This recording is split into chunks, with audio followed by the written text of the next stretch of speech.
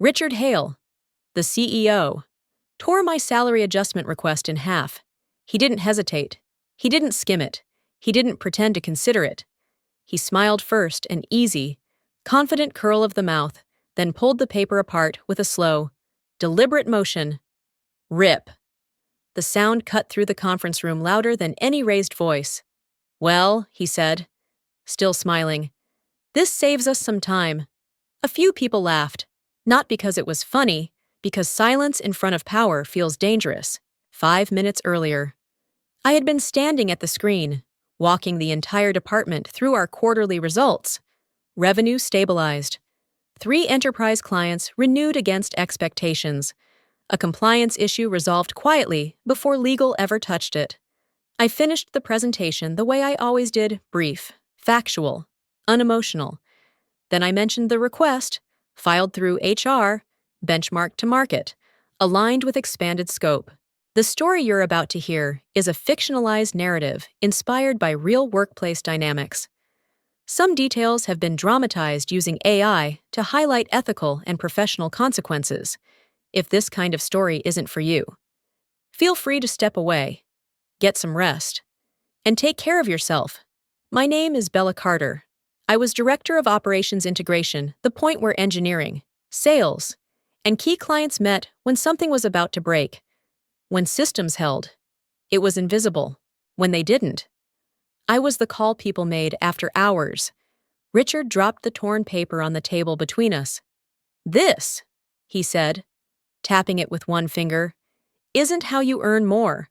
I met his eyes and said nothing. No defense, no explanation. Anything I said would have turned the moment into a negotiation of dignity, and I wasn't there to negotiate that. He leaned back in his chair.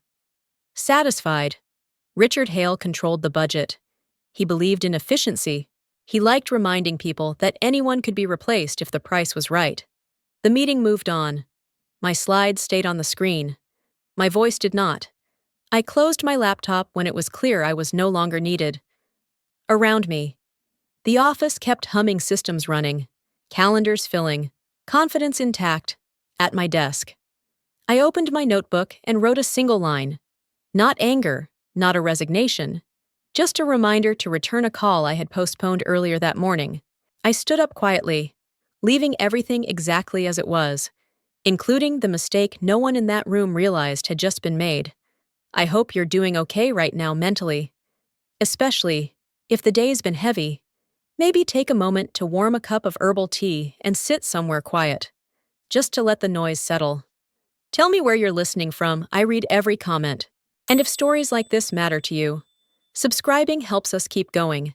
Because what happened next didn't unfold loudly, it unfolded precisely. I didn't get fewer meetings after that day. I got more. Deadlines tightened without explanation. Reports multiplied. Each one slightly redundant. Each one due sooner than the last. Richard Hale stopped speaking to me directly. Instructions came through assistants, forwarded emails, calendar invites labeled urgent with no agenda. The pressure was deliberate, quiet, and constant. I kept working. When a key client flagged a potential breach tied to a missed milestone, I rewrote the service timeline and renegotiated the SLA before penalties triggered.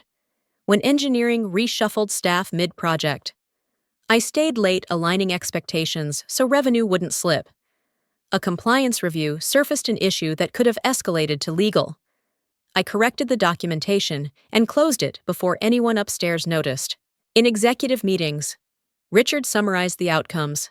Stability restored, risk contained. He never used my name. He didn't need to. The numbers spoke cleanly enough without attribution. Inside the team, the tone shifted. People whispered questions they wouldn't ask aloud. I answered them calmly, kept decisions documented, and avoided commentary. Suppression works best when it looks like professionalism. What struck me wasn't the workload, it was the contrast. Richard managed by presence and pressure, by reminding everyone who approved budgets. I managed by continuity, by making sure nothing broke loudly enough to demand authority. One evening, after the office emptied, I returned a voicemail I'd ignored twice. The message was brief. No titles, no promises, Just an invitation to talk about scope, responsibility, and how the market priced work like mine. They didn't ask why I was calling. They didn't mention Richard. They only asked when I was free. I looked at my calendar, still packed with urgent requests, and scheduled the call for the end of the week. It felt like clarity forming under pressure, not defiance, yet inevitable. The meeting took place in a quiet conference room far from my office. Chosen deliberately, I suspected, to keep everything contained.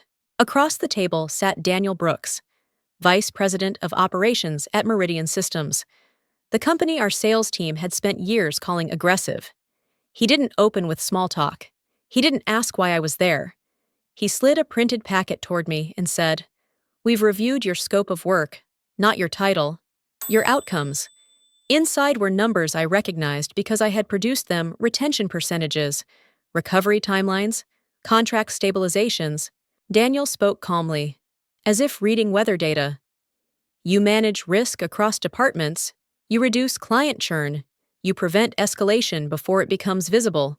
There was no flattery in his voice, only precision.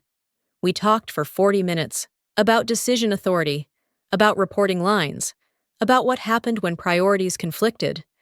No one mentioned Richard Hale. No one asked about internal politics.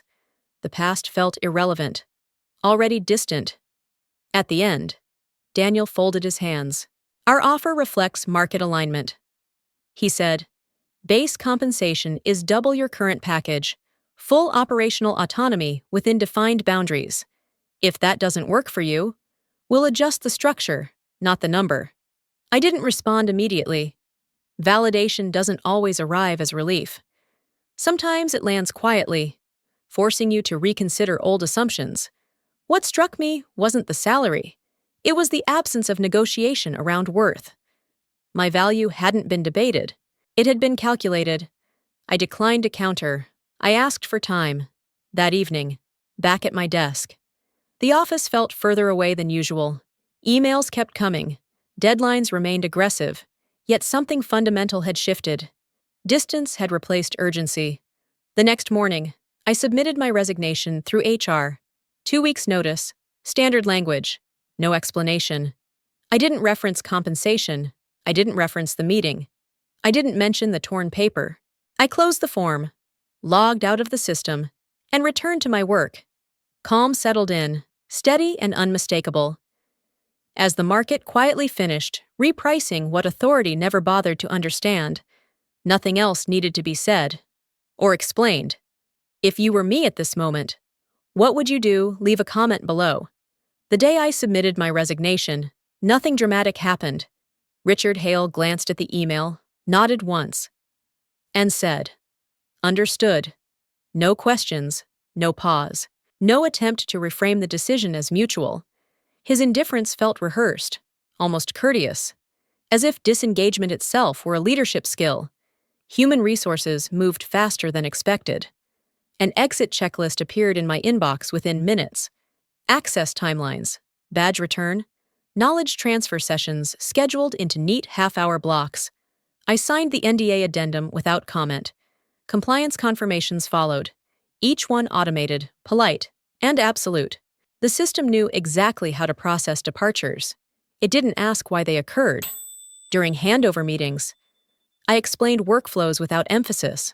I named contacts, outlined escalation paths, and documented dependencies carefully. No one asked how fragile certain relationships were, or how much trust had been built quietly over years. They wrote notes. They thanked me. They closed the tickets.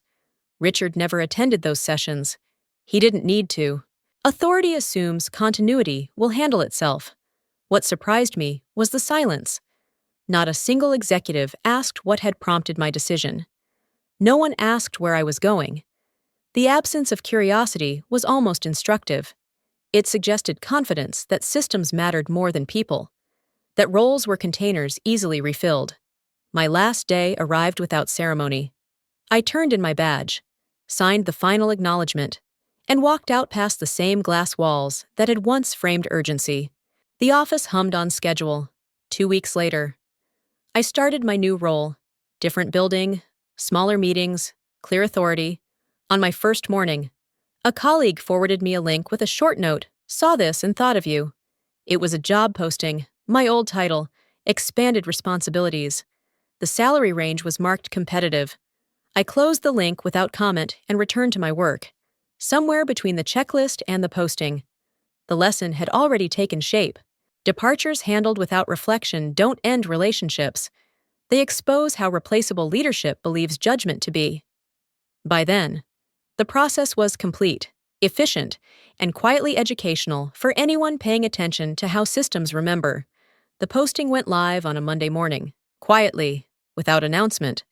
By the afternoon, it had already reached the usual professional circles. Recruiters shared it. Former colleagues forwarded it with short notes that said nothing and implied everything. The description was broad. Too broad. Responsibilities stretched across departments without clear authority. Success metrics were listed but never defined. The salary range sat noticeably below market, framed with phrases like competitive and flexible, words that meant very little to people who knew the numbers. I watched the responses from a distance, not out of curiosity, but because patterns matter. Strong candidates didn't apply. Their absence was immediate and telling. People with proven experience read the posting, recognized the mismatch, and moved on without comment. Instead, resumes arrived from a different tier. Candidates with partial overlap, inflated expectations, requests for compensation that exceeded the listed range by margins that would have been unthinkable weeks earlier. Scarcity doesn't always raise quality. Sometimes it raises price. Inside the company, the reaction was defensive. Richard dismissed the feedback as noise. "The market's unrealistic," he said in a leadership meeting. "We'll find someone who wants the opportunity." Offers went out. Counter-offers came back higher. Richard rejected them all, one by one. He insisted on discipline, on precedent, on not rewarding what he called entitlement. Hiring continued, slower each week, louder in frustration. What unsettled me wasn't the delay. It was the signal traveling outward. The posting had done its work.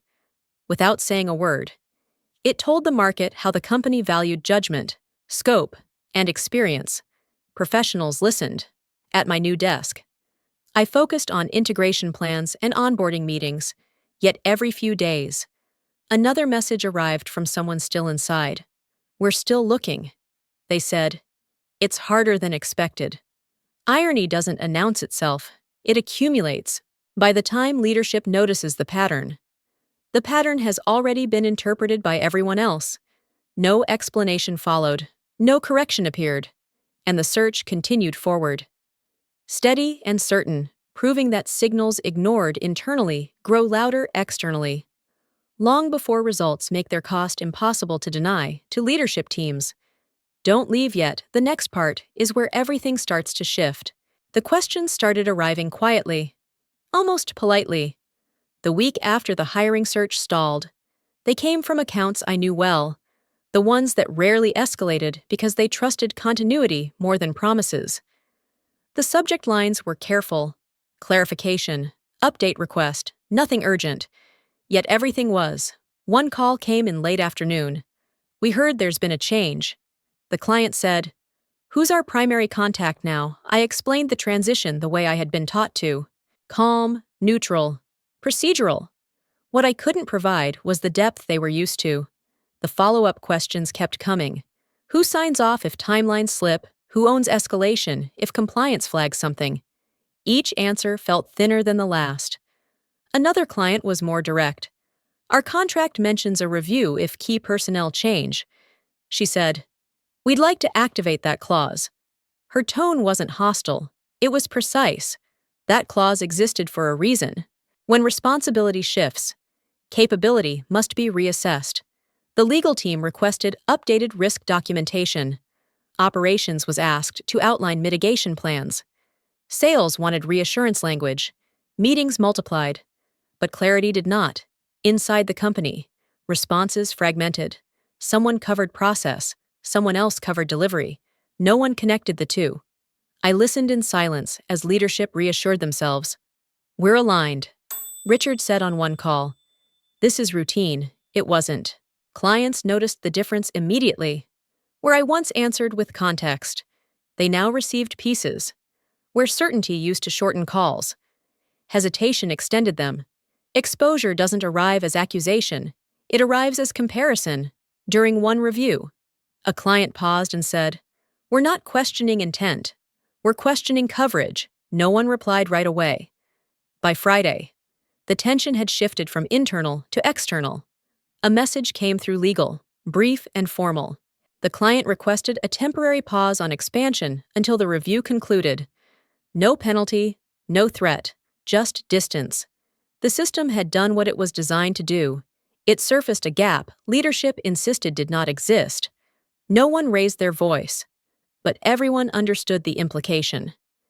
Even as calendars filled and confidence quietly began slipping away inside the company, control tightened the moment uncertainty reached the executive floor. Budgets were frozen without discussion. Travel approvals disappeared. Vendor renewals were delayed under the label of discipline. Richard framed every decision as protection. "We're containing exposure," he said in meetings. Voice firm, eyes fixed forward. Responsibility flowed downward. While authority stayed exactly where it had always been, processes slowed almost immediately. Requests that once took hours now took days. Sign-offs stacked behind calendar blocks no one could access. People stopped asking questions in public channels. The strongest operators learned to wait, watching which risks were acknowledged and which were quietly ignored. I saw the shift clearly. Decisions I had once intercepted before they reached production now moved forward unchecked. Cost-cutting overrides replaced judgment. Short-term savings justified long-term fragility. No one wanted to be the next name associated with resistance. In one review, a junior manager hesitated before approving a change request. "Is this within tolerance?" she asked. Richard nodded. "We'll deal with consequences if they come." The approval went through. They came. The system responded exactly as designed. Escalation paths blurred. Accountability scattered. High performers stopped offering alternatives and focused on execution alone. Silence became a form of compliance. Friction increased. But it stayed internal, absorbed by people who still cared enough to hold it. Late one afternoon, an email arrived from legal, subject line, contractual review timing. The timestamp showed it had been drafted days earlier. It referenced a decision approved that morning. The implications were clear and irreversible. No one replied immediately. By the time the discussion started, the window had closed. The safeguards that once prevented exposure had already been bypassed. Not through malice, but through control applied too tightly, too defensively. The damage wasn't sudden. It compounded quietly, accelerated by choices made to feel safe rather than correct. Before I go on, how do you think this will end? In my new role, the meetings felt different from the start. Industry roundtables moved quickly, focused on benchmarks, delivery capacity, and risk posture. I listened more than I spoke, noting how decisions formed without raised voices or theatrics. Recognition came quietly, through follow-up questions addressed directly to me. No one asked about my previous company, not once. The absence was striking. Conversations skipped past history and stayed anchored in outcomes. When shortlists circulated for upcoming initiatives, I scanned them out of habit. Names appeared, disappeared, reappeared. One name never returned. The market had noticed. During a quarterly forum, a moderator announced the invited vendors. My current company was listed. A few familiar competitors followed. The old firm was missing. No explanation was offered, because none was required. Selection criteria had already spoken. Afterward, a partner leaned over and said, "Your team's been consistent." It wasn't praise. It was confirmation. Distance settled in, clean and unemotional. Requests began arriving through proper channels, scope outlines, evaluation timelines, access requirements. Each invitation reinforced the same quiet message: credibility compounds when continuity holds. Then one proposal crossed my desk, that involved a joint effort with my former employer. The work aligned on paper. The optics did not. I reviewed it carefully, then declined my participation. I'm not the right person for this. I said, no further detail. No one pressed. The decision moved forward without me. That, too, was instructive. Markets don't correct behavior with lectures. They adjust visibility, opportunity, and trust. What fades isn't announced. It's simply no longer included. I understood then how professionalism travels farther than authority. It leaves records, not impressions. By the time leadership notices exclusion, the calculus is finished. Respect lost early never re-enters the equation, and silence becomes the market's most accurate verdict without appeal or reversal. The decline didn't announce itself with headlines. It showed up as budgets. The old company increased recruiting spend, doubled agency fees, approved signing bonuses that would have been rejected months earlier. Richard Hale told the board, "We just need more reach." Quality, however, didn't follow money. Recruiters stopped returning calls. One finally said, "It's not the fee, it's the reputation." Others declined politely, citing capacity. Candidates who did apply asked different questions now. How often does leadership override expertise, one asked. What happens when someone pushes back? Another requested to speak privately with former employees before proceeding. Inside. Interviews dragged on. Strong applicants withdrew mid-process. Average ones demanded outsized compensation to offset perceived risk. Hiring managers adjusted expectations downward, then pretended it was strategic. The system kept moving, but it moved heavier. No one mentioned the torn raise request anymore. That moment had already evaporated. What remained was a pattern. People remembered how decisions were made, how voices were dismissed, how silence was rewarded. Reputation doesn't preserve incidents, it preserves behavior. I heard about the shareholder meeting through an analyst note. Richard stood at the podium longer than scheduled, explaining market conditions, labor volatility, misunderstood signals. "We're correcting course," he said. No one interrupted, not because they agreed, but because explanations had replaced confidence. Questions were submitted in writing. Answers were deferred. The meeting closed on time. Decline rarely feels dramatic from the inside. It feels procedural. By the time leadership understands, there is no reset button. The audience has already learned everything it needs to know. Nothing reversed after that. Momentum carried decisions forward without malice. Only habit. Once credibility thins, every explanation costs more effort than the last, until even correct answers sound defensive and arrive too late to matter in markets that never pause to wait.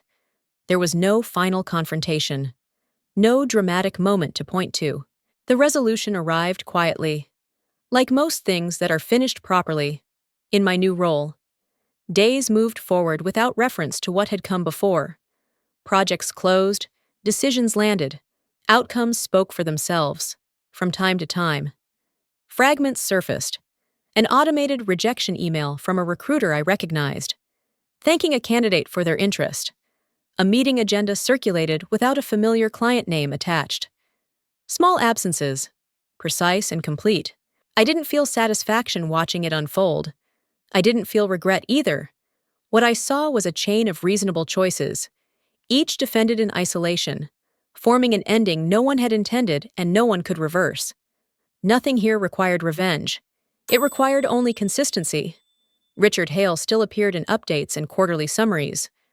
Once, I saw a photo from an industry event. He was smiling the same practiced smile. The difference was the room around him. Fewer faces, less attention. Power hadn't been challenged. It had simply been remeasured. I understood then why the ending felt still. Authority doesn't collapse when it's opposed. It erodes when judgment is no longer trusted, when decisions stop attracting belief. By the time that happens, there is no one left to argue with. I closed laptop at the end of the day, calm. I didn't walk away feeling victorious. What stayed with me were the quiet moments, the calm after difficult meetings, the steady rhythm of doing work that mattered, the relief of being heard without having to raise my voice.